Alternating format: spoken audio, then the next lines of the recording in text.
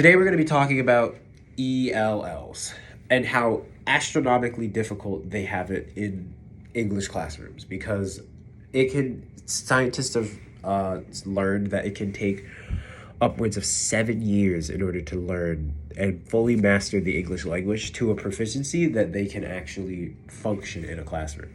And so on top of being children, they are also worried about not knowing what is actually going on in the classroom. And so as teachers, we can do so many things to help them in their process as they transition from our schools. We can make easy to understand, we can create an easy understanding classroom where there are visual cues for everything. We can make lesson plans that are easy to do without words. I know one of my favorite things that I like to do in class is I like to get up in front of the class and just start directing them.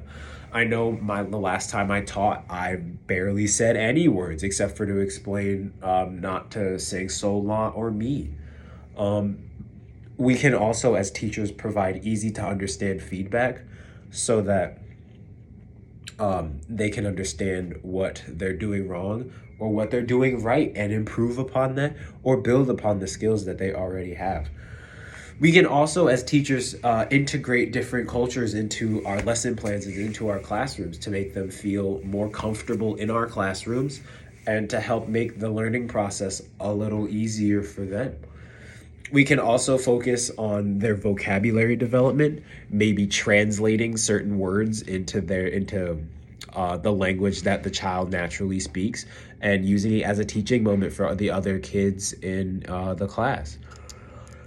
Another thing that we as teachers can do, we can provide time for social interactions we can provide time so that the children all can interact together. I know that was actually a learning theory, was interacting in a community and socializing, and that will allow for the student to be able to pick up on context clues and still be able to participate in the lesson that we would have developed. We can also try to break down more complicated ideas into a lot of smaller ideas so that we can build on all of that knowledge that we're already imparting upon them. I know one of my old teachers used to do this all the time when he was teaching math. He used to break down each concept to its bare bones idea and then build upon it. We can also use different methods of instruction. We can use nonverbal cues. We can do all sorts of things. We can also use real life examples when communicating and when teaching. And then finally, we can really just build on the student's prior knowledge. We can ask teachers who've had the student previously what they've already taught them, and then we can just continue to build on that idea so that student can feel as comfortable as possible in our classroom.